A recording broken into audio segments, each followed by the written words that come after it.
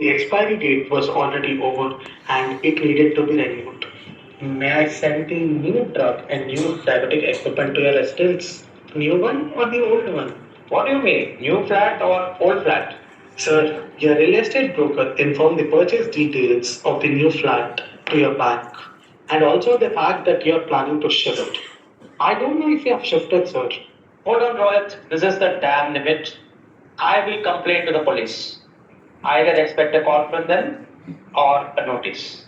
Sir, may I, with respect, inform you that there is no privacy law in force in India yet.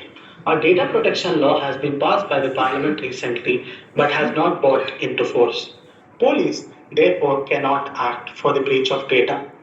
Sir, even if the law has been passed, in your case, you have signed many forms when you are admitted to XYZ hospitals.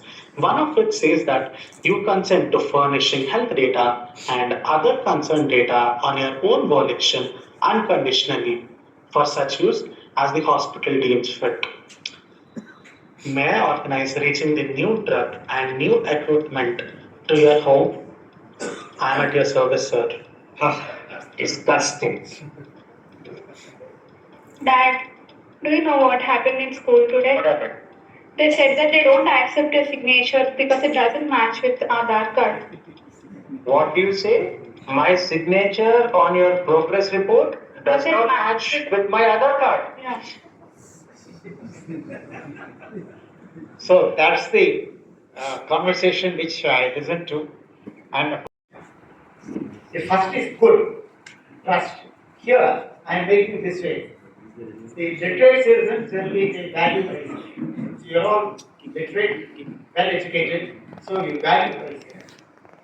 But peripheries, welfare scheme state like very illiterate generally, they know that there is some welfare that coming to them, perhaps a subsidy and cylinder, free ration, it could be free ride on the buses, whatever.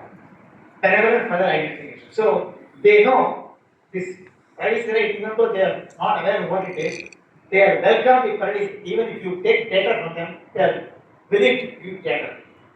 So welfare schemes they target certain sections like poor, marginalized and impecunious, where data, these people will give data as you wish, no problem. So it is having a good feature in terms of the fact that whatever welfare measures are done are targeted to needy people, people who deserve it. Next. The second is the data with the help of AI has a potential for you can manage the affairs of the government, which you can see in newspapers. You can include police administration, including traffic, etc. And this is very important here. Justifiable surveillance. That is, if there are people who are criminals, dacoits, robbers, rapists, whatever it is, you have a surveillance is justified to use this privacy right and break to have stood right. Justified surveillance. Third, the education can be quality-wise upscale and it can go better. Third, last one, Raman, please kindly have a look at it. Even in farmers, if you give them intelligent inputs that disrupts hunger, soil management and things, can manage with the help of privacy. Right? Even though privacy rate is to some extent diluted, you give that data, it is going to happen. This good point is up to us too. Next. Last one and third, and still the good one. Improvement in democratic administration, you already understand this. Protecting sovereign integrity, where sovereignty integrity country is concerned, the defense, etc., if some privacy right gets extinguished, let it get extinguished. It is important for the country's sovereignty integrity. So these are three good things, three slides in favor of privacy. Next. The middle one. Here, there could be abuse or misuse of data. I mentioned to data comes to you in different forms, various places. Somebody can abuse and misuse. The perpetrators are generally private players. Please remember, private, some of the big tech companies are misusing and abusing data. Perpetrator, last one, state. Even the government has surveillance over. If it has surveillance, it can draw your profile. Who are you? Dr. Chakravarthy or he is giving a lecture today or something, they know all that. That service kind of thing happens. So when there is overreach by the state itself, it has got harmful consequences. So we go to the next one. In misuse of private players, what happens? Cornucopia of data, plenty of data, it leads to the data is coming in big forms, like in organization of medical sciences, 200,000 patients' data are available. They store it, right? And then they made it into subproducts, subproducts of that data. Small thing, data on diabetes patients, data on leprosy patients, kinds of things. So subproducts are made. The segregation takes place with that data. Subproducts are commercial monitoring. Then what they do is they monetize data on diabetes patients, etc. So they monetize it and then make money out of it. Then they are targeted towards specific groups of customers. Now, I given Uber cab. Now I'll give you an example where as a private player can do it. You don't have a vehicle. You want to go to cab, right? You phone up Uber, Uber comes there. Now, if you are a regular traveler, in Uber you may do it, say, 10 times a year, let's say. Each time you go there, your thing is all targeted as Mr. So and so has used Uber 6 times. Where do you go? You go to different places, maybe different cities around that. More than all that, one small point there is different. Supposing you are wedded to a faith, religion. You may go to a temple en route and stop for a minute. You may go to a mosque and stop for a minute. Or you may go to church and stop for a minute. Doesn't matter. These are all noted. The Uber drivers know these things. And they put it in the system. Once they know, oh, you are of this faith, then they start using data because you are having that faith. When the elections come, well, you are so and so faith, you would like to make these elections in favor of them.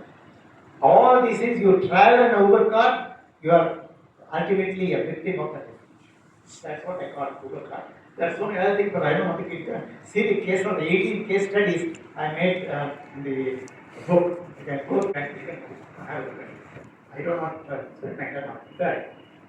This is the last one. No, sorry, the last one is overreach. Here, the state includes instrumentalities. For instance, state doesn't mean only government company, government corporation.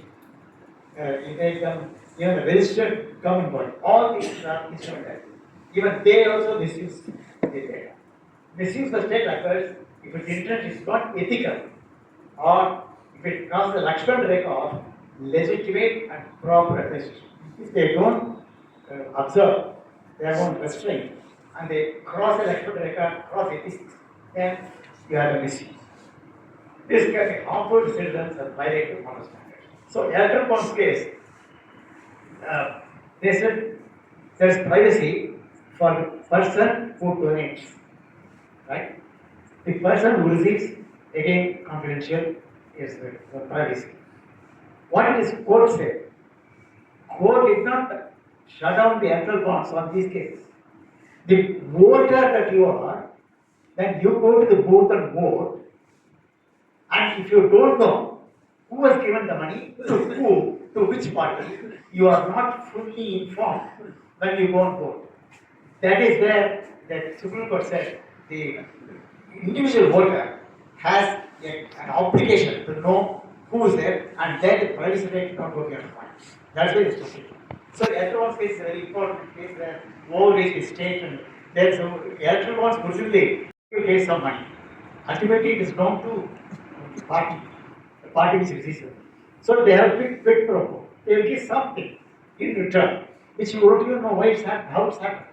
So that kind of misuse is what the electoral bonds case was there, but ultimately the court is trying. Next. Here also is the last one, ugly part. Big tech firms, for the sake of not being fond of defamation, I said not all but some. They follow privacy and data policies which cause anti-competition outcomes in the market. They also limit innovation, technical development. What happens is, they also, these are all things that happen in Google Play Store or can say Microsoft. You get a lot of data, all the times design. Now, they make into a condition that some of the things are put on their, say, you go for something new, that search engine, you go on As a button, you get the search engine. There on the right side, you will see Google or Mark with their advertisements. So you're all integrated into looking at that. And once you get into that, you are prohibited from going to any other platform. That is the anti-corruption analysis. That is where the invasion of the right arises. That is, you can go to Google and then sign up something. You can't go to any other platform. You get 1 day period and see all the advertisements. So they get advantage of looking at advertisements and getting things. That is another thing which is happening. Now, these are all. Now, what India has done? They have passed, as you saw in the video, already this act has been passed. Digital Personal Data Protection Act. Remember this. The doctor is only digital, not handwritten information. Person, anything of your personal age, your marriage status, your occupation, your salary, whatever, all personal data. That is given protection by this act, but it has not yet been enforced. The video also said that 10% is not enforced. You can't sue me for data. That's right. So this act is coming today, but it's going to be enforced very short. They are wanting to get the rules prepared. They have drafted it. They have put the rules in public domain. If all of you want to go to the site and see, rules are there. You can make your comments to government if you want. Till 18th February is last day. They will receive the objections or suggestions only after 18. Then afterwards, they will finalize the rules and come. Next. In the Act itself, only digital subject is protected. Data principle is called data subject is in some forms. But in India, there was Mr. Krishna, judge who wrote the report, not this report, the report on protection. He said data principle will be the nomenclature. Well, you and I are data principles. We are not data subject, but we are called data principles. And data fiduciary across the next. That is, once you give the data, there is a person called data fiduciary. He takes the data. Then he processes the data person. All this is within the company or level. Now, these people are also important functionaries who are liable for any data breach. Remember this. Data breach means you are also victimized. So you have got a right to protest. Data fiduciary will be halted. Data processes also will be halted. And then that will be punished. I'll show you how. The second part of it is when you give data. In fact, this suggestion was given by me to the government of India before the act was made. I said, if a person is going to give data, first go to him or her and ask for that person's consent. He should give it in writing. I, so and so, Dr. Chakravarthy, I am prepared to give you the data. Then you say, what is the purpose for which you are trying? That was signed there. And third, most important, is I have the right to withdraw my consent once the purpose is achieved. Once you go to a bank and ask for FD, fixed deposit, you get a fixed deposit purpose. Once the FD is received by you, then you can withdraw your consent. After you withdraw your consent, if that data of yours is misused or used for any other purpose, there is data breach and punishment. So the thing is that you are being protected to some extent, but one question is asked. There's millions in the country. So many transactions take place. How are you going to give consent to everybody? The point is, we have to start somewhere. Okay, first initially there will be a problem. Even in EU, European Union, they had a consent in that act. But what happened was, they are not happy at the outcome. Because many people are able to go outside that and do things. Something is happening. So the point is, how do you implement it is important. In India, it is always said, India is very good in enacting laws, but it is very poor in implementation. That's a fact. We don't implement properly. So that's one thing is really important. Secondly, I mentioned to consent and withdraw. Then, personal data of children is given very importance in the act. That is, for children who want to get data, they can be taken from the right. They are very young, they don't know. Until their maturity, 18, they are young.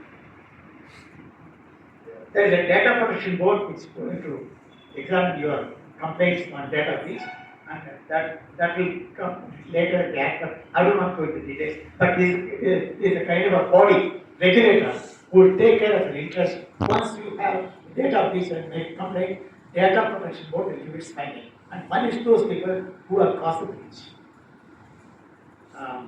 And next, the serious offense. Remember, data breach.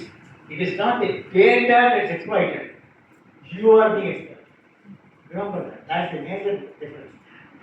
Exploiting data, anybody can misuse data. Ultimately, you are the victims. Data breach is a reason for your being a victim. Next. Do's and don'ts. I mentioned you is what the upper end for. For companies and firms, if you are a company, you have got calculated data, please have a proper framework for collecting, creating the data itself. This is data cell or data frame. Then take consent of data person. Don't take data without that. Excess control over your employees. Your privacy policy here, all the employees should know what is it in what is that. Protect sensitive data through security policies. That is, you have got some sensitive data. Like for instance, technology is very important. You have got a patent. So you can protect that through security policies in your own framework. Some extra precautions, extra OT and everything. Then always comply with the Act rules and regulations. Avoid policies, companies are talking about, avoid policies create entry barriers, unfair conditions, unreasonable high fees. For instance, Google Play Store had a very high fee. People questioned it, because why is it so high? But they said you can't go to any other platform. Then you are forced to pay that. So unreasonable, usurious things happen. Avoid policies, innovation being impeded. Next. We'll have a conversation first and then.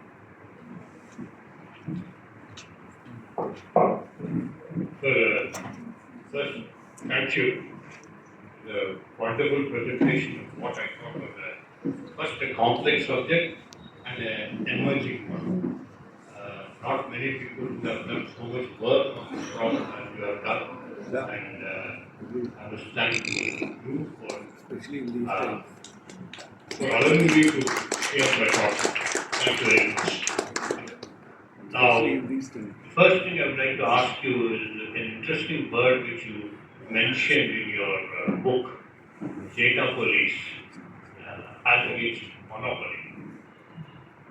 I find it very interesting, and in fact, in the document which I wrote this question, I even titled it data police. Now, I'm not worried about dominance. I'll repeat a line which you wrote.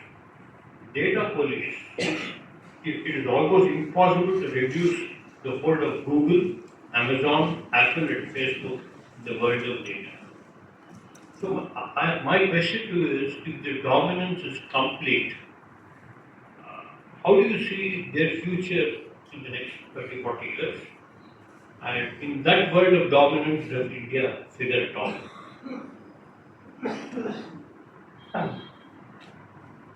Thank you.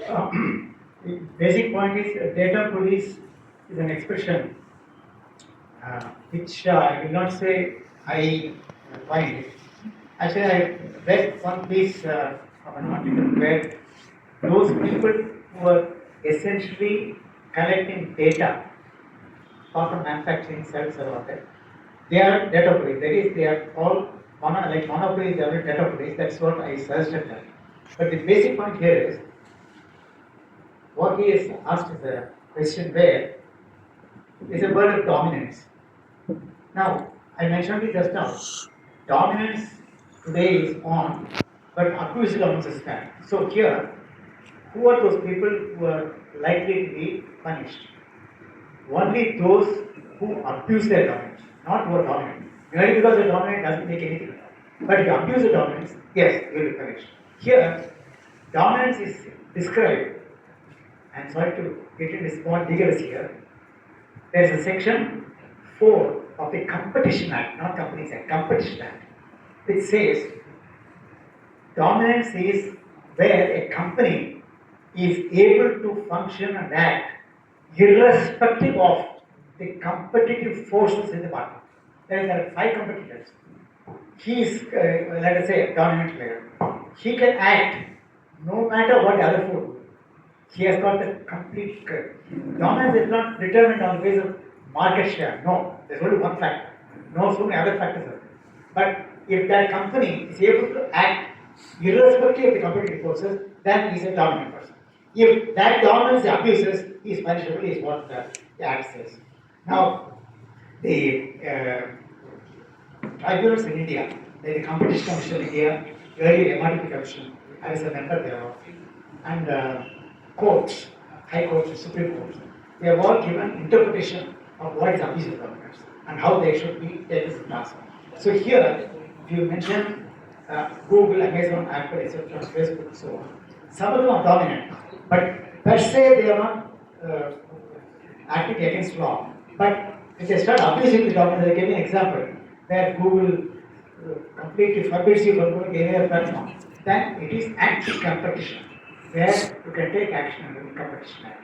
That's how I would say. India, I said, the India figures in this.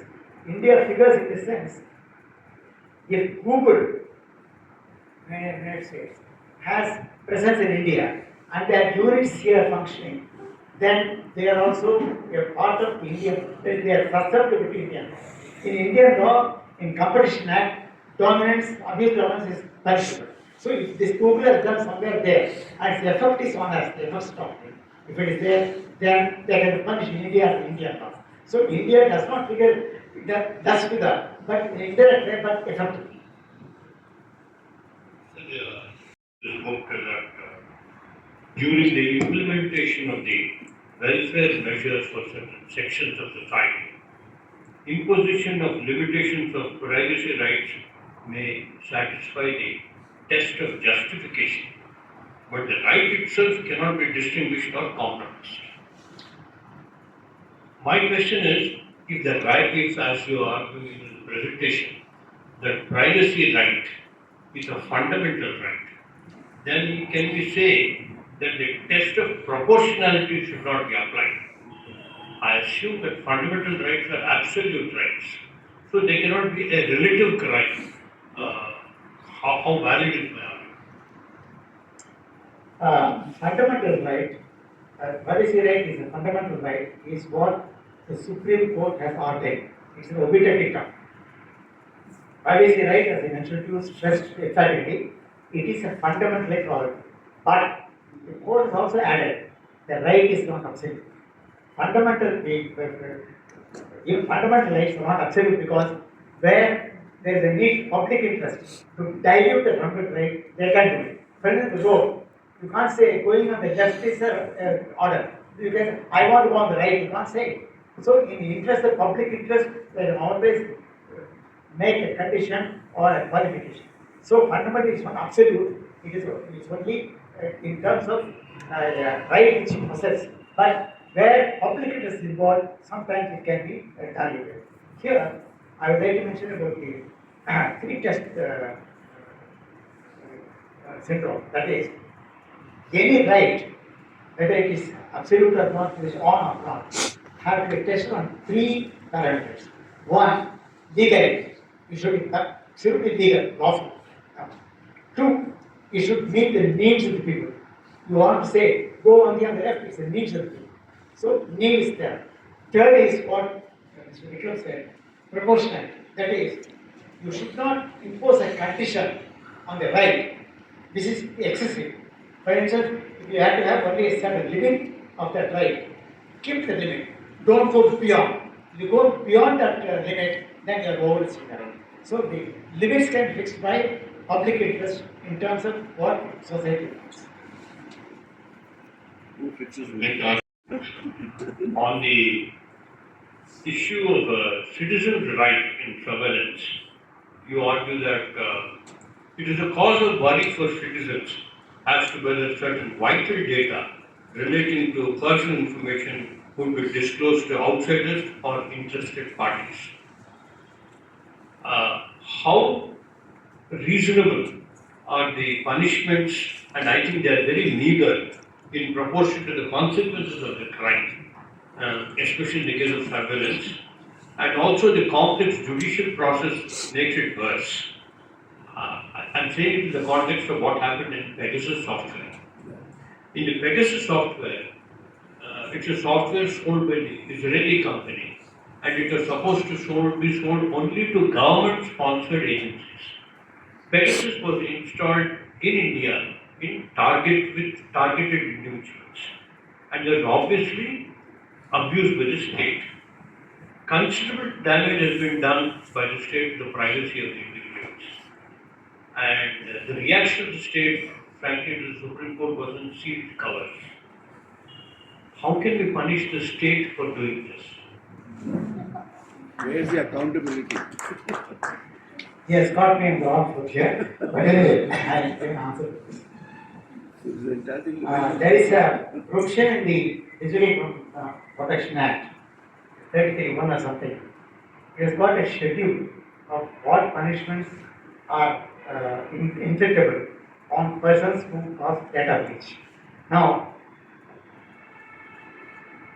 data fiduciaries, data processors, even a state can breach data. The data can be misused or abused.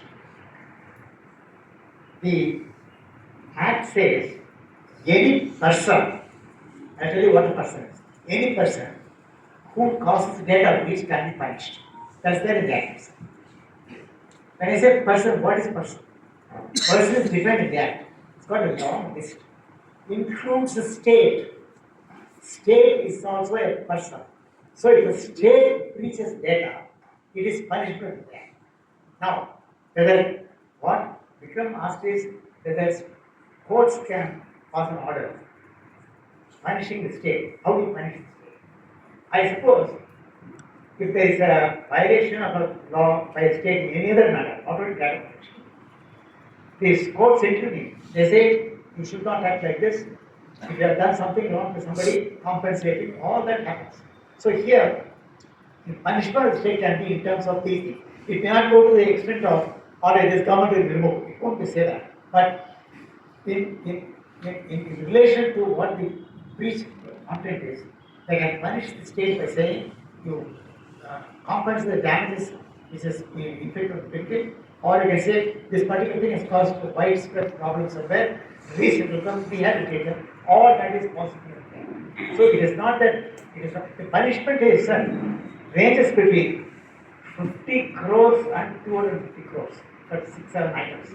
So it's not a small amount, sir. I think Vikram made a point that could be small amount. 50 crores could be a big amount for many people. Alright, these days crores mean not much these days, but still it can go up to 250 crores. But there's one silver lining in this. What Vikram asked was very good. There's one silver lining in this. The Act says that this schedule can be revised, revisited, and enhanced in case of disaster need. That is, in case, as he says, it is not adequate as a deterrent, government can step in and change the schedule itself. So that can be done. Pegasus is a case where I am unable to comment right here because it's still the investigation stage where the court has not given and still pending under some different forum. The only point here is it's a very serious thing, Pegasus. It is Israel-based thing where it is given to only government-sponsored organizations. So that means if you buy Pegasus, state, let's say, then the state owns it and it can do that in this. If it ultimately results in a data breach or anything or breach of data protection, that can be punished as a state is punished. Then I think only What delegates on the state to convert everything into a financial penalty? I don't understand. There is no relation over here. I would like that person to be sacked in the first place. Who has misused authority. This is the first time. How can everything be handled by financial? The first step India is taking towards data protection. It is not, nobody has data protection in this country so far. First step. So they are very cautious in doing all these things. If supposed to start with the arrest, all that, everything becomes like various things, you see people get arrested. Has to be. So all that may come later. But they are going to start, even the act has not been enforced yet. Even that is Sir, not they have failed the basic test of proportionality and trust by given a constitutional post. I don't have any other choice for the other than throwing. No, Sanjay, it's a complex problem. Yeah, I know. You and I cannot solve it. But I would like to say that limited to Pegasus, the information which the government possessed, assuming it possessed them, were breached, and the government takes advantage of that information. My private conversation with you is in possession of the government, and the damage it can do to our plans is irreversible. So, I mean, we have to think of a more complicated punishment thing, Mechanism. and someone in that line of command will be held responsible for it. Because if this state, does it mean the, sorry sir, does it mean the secretary? Does it mean the home minister? Who is the state? That will become. Anyway, that's all. I have one more question. I must recommend that there is one very good chapter here, right and competition law. Frankly, I never saw it in that light. Thank you for that. You have rightly pointed out that till recently, antitrust laws and privacy were independent concepts and their intersection was rare in litigation. You also say that the privacy right has been anesthetized by the policies of big firms. What do you mean by on the context of the intersection of pro-privacy parties and its influence on competition of privacy? Actually, there is a discussion which I have made in the book itself. What is the law that we can apply where a pro-privacy policy practice company takes place and it results in some kind of harm to the individual. Now, competition has its own way of description, interpretation. It's gone on 100 years now. The Act, Competition Act is 2002 or now 20 years or 22 years. But earlier it was MRTP Act. That's slightly different, but both are competition laws. But there have been a lot of case laws in these where courts have given decision as to what should be done. Now I examine one aspect here. Can competition law be adequate to take such pro-privacy policy resulting in harm to people? I found that it can be done in terms of section 3, 4, and 6. Sorry, 3, 4, and 5. We can take action. But the question is, if it goes to court and they examine it, then they give a different interpretation. We don't know what they will do. But on the intersection, I will only make one point here. Big tech companies may ask, well, I give an example like this. A big tech company may ostensibly offer better privacy to consumers. They say, I will give you complete protection, encryption, all that we guarantee and encryption, we give you, they will say. But during that, the privacy policy, they also had, I mentioned to you in my presentation, there is something where they limit you from going to other platforms. They limit you from going to other sources where you can play with your cards. If they do it, it's anti-competition. So it can be covered by competition law. But the privacy which they promise, they may not give us credit. What they say, they will give this, they give you that. Otherwise, they may not even honor the word. So all these things get anti-competition. So this is the matter which ultimately the laws come into force. Only after it's implemented in practice, we can say that authority what can be done. But government is contemplating a digital competition law. This that we add on to competition law itself. They're working on the drafting. Once that comes, perhaps the question which Vikram asked to be answered. I'll revisit another question which you made in the presentation, but I want to complicate it. Who is, I mean, the question I had written there is who is the owner of my data? But I have a more complicated question. Does the state own me account? Because I receive subsidized electricity, I receive power, I subsidized gas, I receive many welfare schemes. So in one way, government is buying me at some level. So I think in that sense, the state owns me. So when the state owns me, I should not complain that my data is being owned by the state. And property of the state. Just by giving consent, suppose I consent to the state, saying that you can use my data, does it cure the problem of ownership of data? One. But fundamentally, sir, I want to ask you a question. Are we the Chinese model where the state owns the citizen? First of all, there is one important factor here. The citizen is not owned by the state in that form. That ruler citizens are the rulers. So I won't say I put it in contrary thing, but not anyway, that's not the important point. I mentioned in my presentation. Once the data is yours, it's in your device, you own the data, no matter what anybody says. You own the data. Secondly, when you share it with somebody, the provider of that device, he owns the data or she owns the data. Third is, once you go into public domain, public, all of you own the data correctly. So data is only three different parties in different scenarios.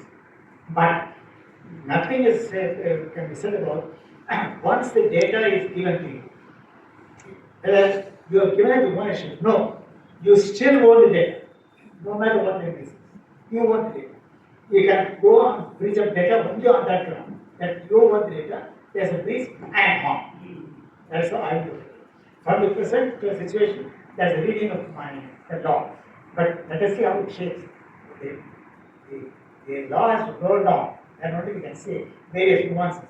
At this point in time, I can say data is yours, you own it. I think as citizens in the next 30, 40 years, we will cease to be persons, we will become data points.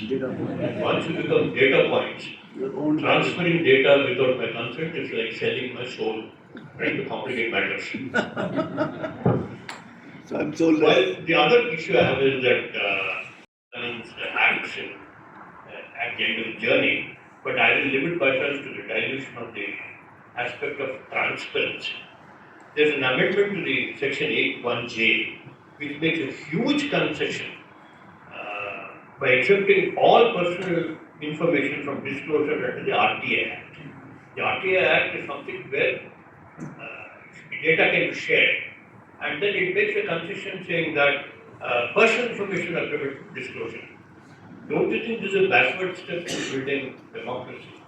And the purpose of RTA is defeated. Straightaway, let me say, I agree with the other person. It is a case of regression of democracy. It is not progression. It is a regression of democracy, no doubt about it. Why? Section 8(1)J of the RTI, the Right to Information Act, says that any data can be denied if it has got a part of public policy or it harms you personally if it is discussed, then you can decline to give the data. All other data can be given. But after amendment, that all is gone. You can decline any data that comes forward. That is the way it must be recursion. Earlier, only one portion there is personally problematic with you, or is a public policy factor. Then only you can deny. But now, everything and anything, for instance, supposing you want to know what are the judges' assets at a particular time, what is the value of their bank account. Now, that can be denied on saying that I won't give you because amendment that earlier you got a time. You are right, I agree with you, it's a recurrent of it. That particular thing is not at all that I agree. When someone agrees with me, I feel I'm wrong. In other places, it says as digital markets are dynamic in nature, timely intervention is necessary to prevent anti-competitive conduct.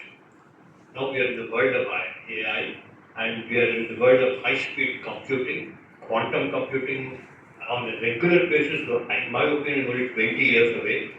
It is impossible for regulation to catch up with abuse. The abuse happens, and in an instant, the effects are felt.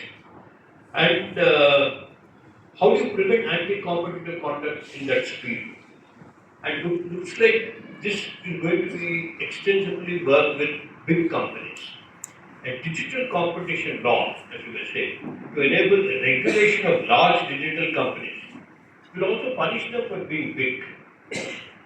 Right? I mentioned to you in my earlier presentation, big by itself is not offense, so nobody will punish because you are big. Only when you abuse your size, abuse your bigness, there will be it's become punishable. But the basic point you raise is important. The question is, when competition law is not adequate, then they want to have another law if it's possible to do this. But here, the question will be, when a company acts and makes a policy, that is taken to courts. Even EU, even India, US, they have all taken Google, Amazon, Microsoft to courts. Some of the courts have given an opinion that what you have done is anti-competition, even though you are big. They have said it, and some of them are still running in the appellate courts and so on and so forth. Final word has not been said, but most tribunals say that yes, it is anti-competition, it is punishable. There is no question of being big, they will let off. No, that was the highest law. If you are big, you abuse your bigness and you will be punishable. That is the straight answer to this. So the last point I would say is there's a chapter here on the issues of data and privacy, and it makes not very interesting reading. Actually, I have read 3 or 4 cases as which is there in the book, and there are happy contradictions in those cases. And it makes fun reading it, but it's very complex. But for this conversation, I'll refer only to one case. The dominance of Google and its unfair conditions on the people who publish news. The news publishers, in the case referred, seem to be having no choice but to accept the terms and conditions of Google. We are not talking about Google and the news publishers. But in this fight, it seems to me that the privacy right of the viewer, it has been ignored. And if there is no competition to Google, I think the competition commission itself is fighting a losing battle. Well, the more important case would be the New York case where the publishers have actually gone to court saying that they have copyrighted my, they abuse the copyright condition and they should punish. But the court said, no, it is not directly punishable because they have not done anything to mold the content or tweak the content and publish it. It's only the same substantive thing is there, so it's not punishable. Set on the US courts.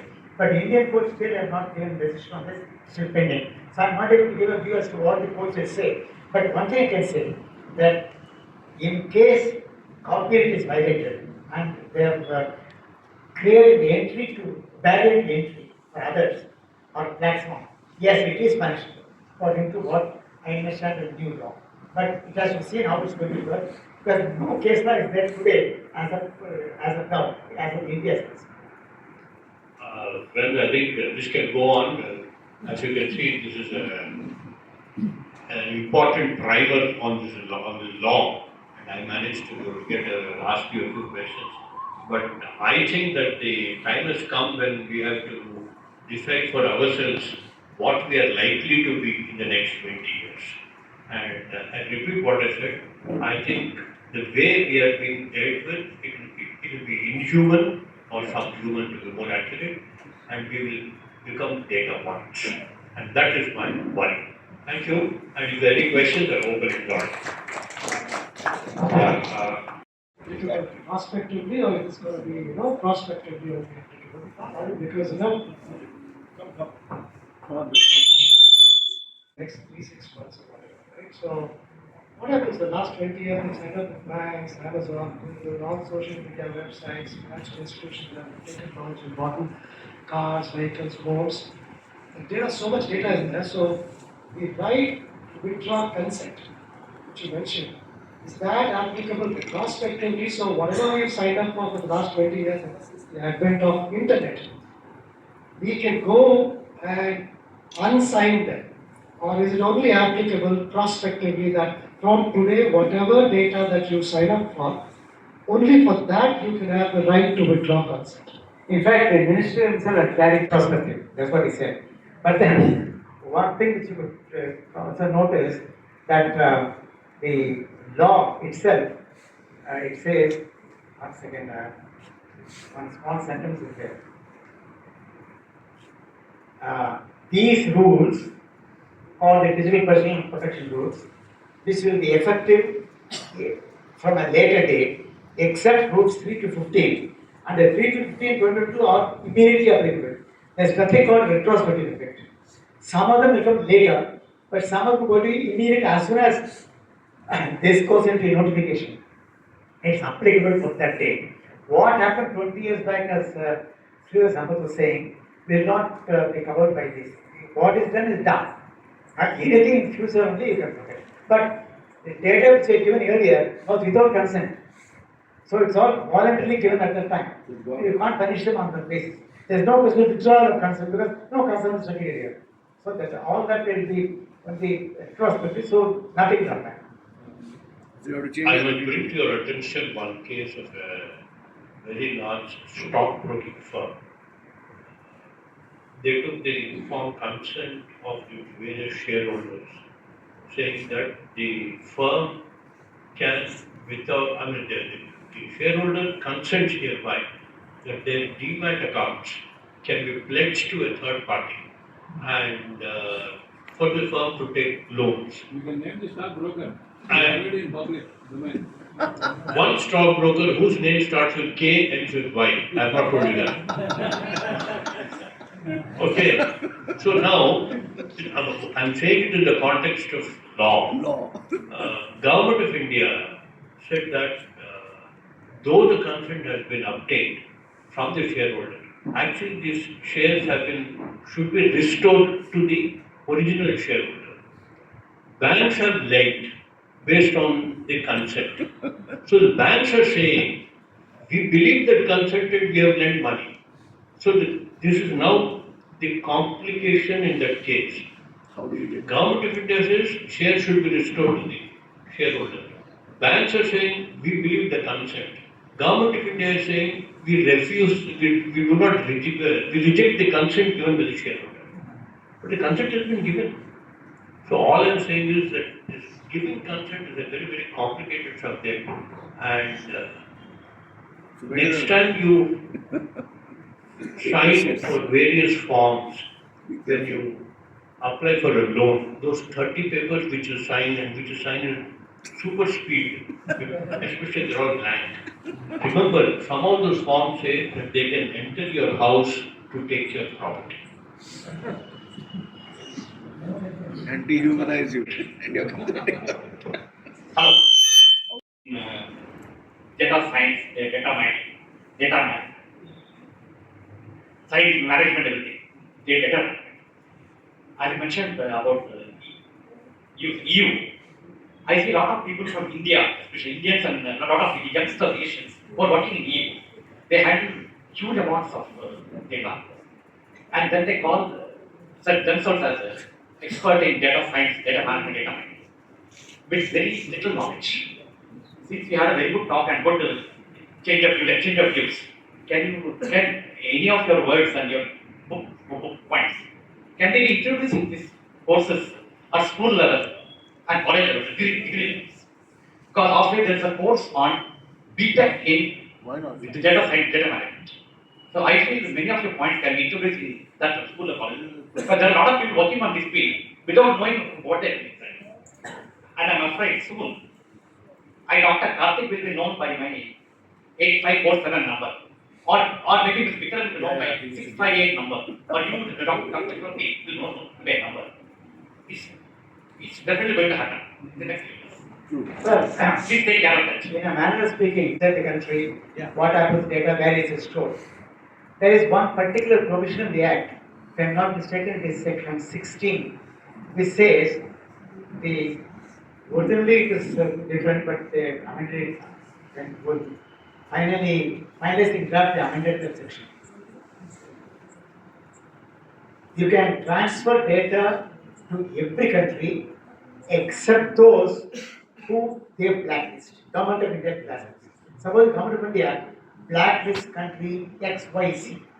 You can't transfer data to that country. All other countries, if they are not notified, you can transfer data between them. So it's a question of what is going to be blacklisted. That again depends upon the topography, the relationship, the way in which the past behavior has been, hostile to us, friendly to us, all that will come into picture. But once the government notifies, don't go to the country you can't transfer data. But every other country, you can transfer. That is simple answer to check. There's no other way to get at this point. There's no notification. Even the act is not coming to force. Owning of the data. You mentioned device, hardware, software, and internet classification. So, and digital data, right? So, device, which device is not connected to hardware or software? And which hardware and software is not connected to internet in this age? So, in effect, all your data is public, isn't it? No, I said when that fellow is there for at that point, not your device is connected to some hardware, no doubt about that. But he's not providing you that in the particular case. It is there as part of the purchase itself. But the point here is, if you go to a provider to whom you share the data and he is going to use that, then he becomes a owner of that. Sir, I mean, we are being too naive. Why? Because, as you said, we have 30 pages of this document which is saying, can you use any device without agreeing to this? Can you use any application or make anything without using the right? I am not naive in this, I agree with you. I am not disclaimer notice, whatever it is, I agree. Without reading those things, the 30 pages, you said 20, 90 pages, correct? No doubt about that. But the point is, they put in the fine print what is possible, what is not possible. If you have not read through and you simply find it, it's your fault. But I will not fault it that way because in order to get what you want in a particular institution, you sign and then be done with it. But in doing so, if there's a problem later, they'll show you the signature. What I'm saying is practically you cannot use any device. The data with the provider. Then specifically in that case, the data is owned by the provider, not because you have a device. Yes, it is connected to some hardware, some software. I'm not questioning that. But where you share it with a particular provider, then that's one day which I can look at the act. Makes 11. Why not our today's audience make the information what we have given share to the others so that other citizens will also protect their rights and that. This is my question to you and to all the audience who have come to hear you, sir. Thank you for giving the information which I also needed it and I got it. Thank you. I excuse is generally the maxim. And suppose you don't know the law.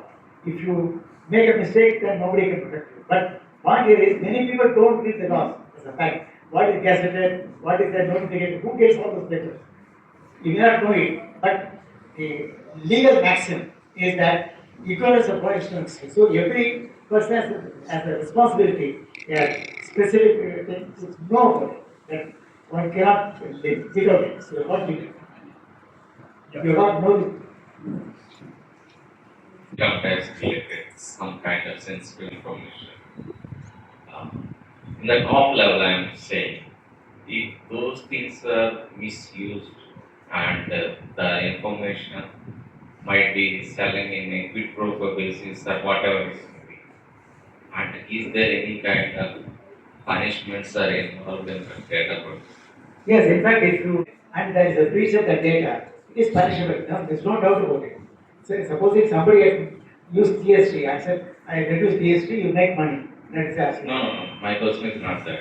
The entire information, the customer entire information, including the value, everything is up inside the thing.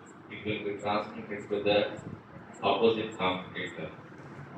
So if that one happens, maybe already happening, I don't know. Right. Thanks for the clarification. I will tell you what it is. In the law itself, there is a provision which says that sensitive data or confidential data cannot be shared with somebody if your company doesn't want it. Supposing the company says, I will not share this data with anybody, you put a condition and that's your policy. It will be honored. It is honored in terms of the act itself.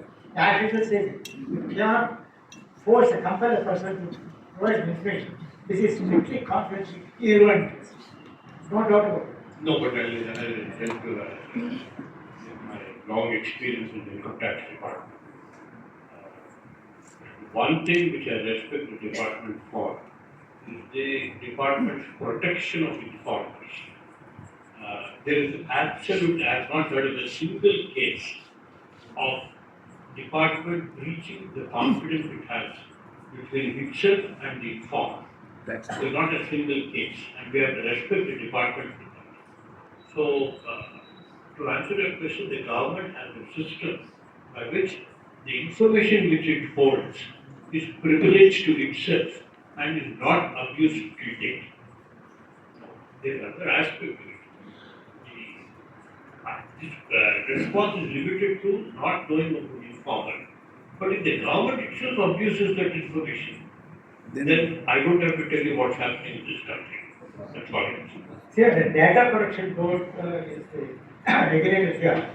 There is one section 28, subsection 8. It says the board, the data protection board, and its officers shall not prevent access to any premises or take into custody any equipment or item that may adversely affect the day-to-day functioning of a person. Suppose the day-to-day functioning is going to affect him, even the board cannot get the information. It is prohibited specifically under section 28H. So that answers the question which is specifically posed. Yeah. Let us assume that somebody writes an article or a poem and then he shares with somebody in the WhatsApp group. Then the information is stored in the WhatsApp database of the WhatsApp company. And suppose then he uploads it in the internet, everybody can see it. Then who will be the owner of that as per the Copyright Act? Anybody who writes anything is the owner for the next 60 years, whether they register with the copyrights register of trademarks and copyrights or not. At the same time, because it is in the internet, can that company, internet company, create a publication out of it and start selling it? Because it is now on the internet, the ownership doesn't transfer to the internet company. This is the clarification. Actually, I made this point. No question of individual owning. It has gone through various stages, and with the internet coming in, and it goes to public domain, the entire thing is accessible to anybody in the public. So you own it ultimately in a lot of sense of the term. But it makes no sense for the individual who originally get the data, because you went to WhatsApp group, allowed it to share with somebody, went to the internet, all that is because you shared it. If you share it, then you are one of the persons who are responsible for ultimately data getting into problems. You can't do anything about it. Here, the question is for circumspection. One has to be very careful. WhatsApp, all of you may remember some group or the other. Whenever you get some information, when you share it with somebody else, be careful that you are doing the right thing. Suppose it is slanderous, it has got some very wrong, salacious content. Then in that case, be sure you don't pass it on to anybody else. Don't share it. Why do you want to become a player in that situation? Where you should not be. You should be circumspect. There's nothing that can say if everything goes from hand to hand, the internet takes it up, goes, get nothing for it. It's a very bad thing to happen. But if it goes to public domain, owner is public, not individual anymore. You lost your right to freedom. Who can monetize it, sir? Can the owner monetize it or the public also can monetize it? He's asking who can monetize it. Does anybody, does it the right of first take the opportunity of complimenting you on a fantastically researched and deep work. I think it must have at least taken a decade for you to compile with the things that are happening. Thank you very much, sir, for that. It didn't take a decade. I won't have because of data. No, but then the story, it's a start. It's a beginning of what is going to be an extremely complex and a complicated journey forward, as we all see it. And worrying about who owns the data and who will finally take credit for the data, I think we need to go back to our Vedas and say Nishkarma Karma. You know, whatever happens will happen, and we have just no right over the data the moment it got created. It's back in the world. So to that extent, irrespective of whatever we say and whatever complicated rules that we can actually create, maybe I can suggest one small title for you, like how the Constitution got created by Dr. Ambedkar. I think maybe for data laws, you are the Ambedkar of the data law.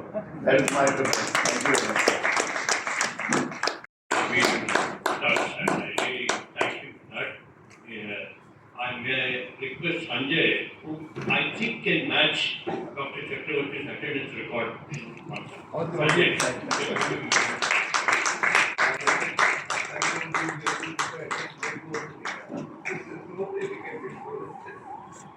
Thank you, and we'll be meeting on February 28th with Aditya Mukherjee here on his late on Hebrew. We will be sending the communication show. Thank you very much. Those of you who want to purchase the books can you do it as you go?